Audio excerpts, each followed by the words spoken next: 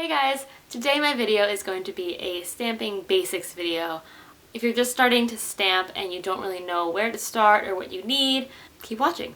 When I first started stamping a few years ago, I had no idea what I was doing. I got my first stamp set from like AC Moore or Michaels or something like that, and it was the clear stamps, so you needed to mount it on something. I did not know that. I don't even think I bought proper inks. I was using like the American Crafts pens where you can just like draw onto whatever you're gonna stamp.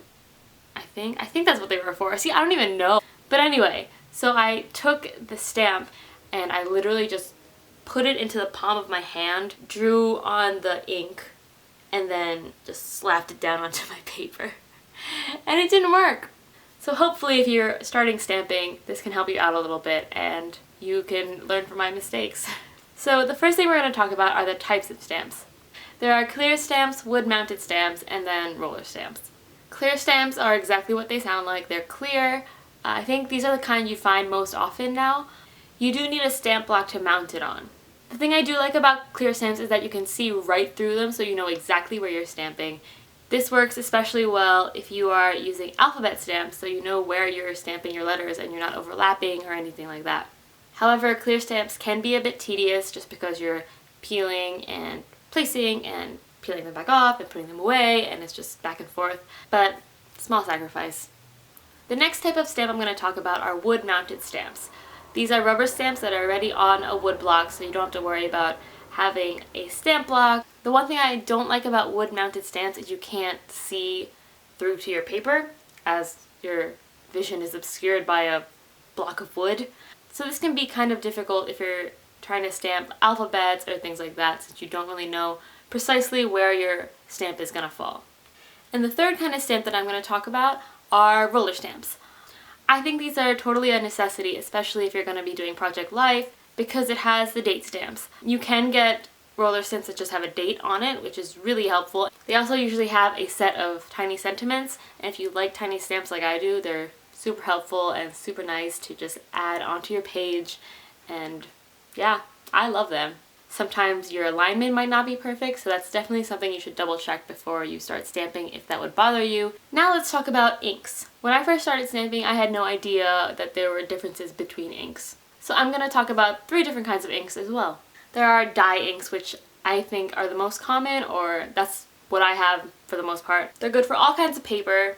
They dry pretty quickly. However, they're not waterproof, so if you wanted to go back in with a water brush or watercolors or something like that, you would definitely not want to use that ink.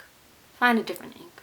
And then there are pigment inks, which are a lot thicker in consistency. If you have a pigment ink, you know that it's much spongier of a pad, and it does take longer to dry because instead of absorbing into the paper like a dye ink, it just kind of sets on top of it. And then there's Stazon Ink, which I use all the time. I think it's like my favorite ink, honestly. I haven't really tried any other inks similar to Stazon because I don't feel the need to.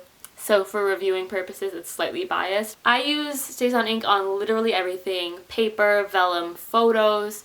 I've never had any problem with Stazon smearing or anything like that.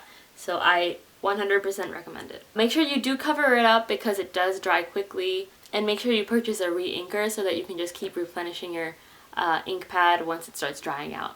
If you're just starting out with stamping, I would definitely suggest that you get like a black ink, a gray ink, a brown ink if you think you'll use it. I don't really use brown, and Stazon. I think for about a year and a half I only stamped in black. Never felt the need to stamp in any other color, but I've learned recently that colors are really cool to have. It's a great way to add color to your spreads, especially if you just need that like one shade of red in like a tiny spot where there is no red. I really recommend the Purkey Clearly Kelly stamp inks, and I like them because you get so many in a pack. You get like 4 in a pack of different colors. I think it's a good way to start building your your ink collection.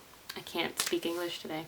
And here are just a couple of my stamping tricks and tips. Clean your stamps. I never clean my stamps, and it's such a problem because they look gross. And then sometimes I'll try to go in with like a white chalk ink, and I can't because my stamps are so gross that it'll stamp like a weird, murky, colorful white stamp. And that's not cute. So, you know, clean your stamps. Have baby wipes on hand. Don't do what I do and just leave them. Have scrap paper ready. Sometimes you want to test out a stamp, especially if it's a new, larger stamp that you haven't stamped before, and you want to test it out on paper before you actually commit and put it on your project. I also really like having scrap paper because it just looks really pretty once you're done. That's also how I clean off my stamp. And I know it's not really truly cleaned off, but if you're lazy, that's how you can clean off your stamps. I get a lot of questions about stamping on photos, and my number one tip for stamping on photos is just commit. 9 times out of 10, it's gonna smear if you hesitate. So just take it and put it down and take it off. With practice, you should be good. This is a tip that I've gotten from a bunch of Kelly Purkey's videos. If you watch hers, and if you don't, what are you doing? I learned that if you have like new stamps, you should rough them up with like an eraser or like rub them on your skin or your jeans to roughen up the surface of the stamps so it takes the ink more easily, and it totally makes a difference, and it just gives you a clearer, brighter image. Don't stress out about stamping. You get better with time, and yeah. So I hope some of you found this video helpful and you learned something about stamping. If you have any questions about stamping that I haven't covered, please let me know in the comments below and I will get back to you as soon as possible. Give this video a thumbs up if you enjoyed it. Again, let me know if you have any questions or comments. Subscribe for more. I post videos every Monday and Wednesday. And yeah. Thanks for watching, and I'll see you guys next time. There are clear stamps, wood mountains. Wood mountain? The next type of stamp I'm going to talk about are wood mounted.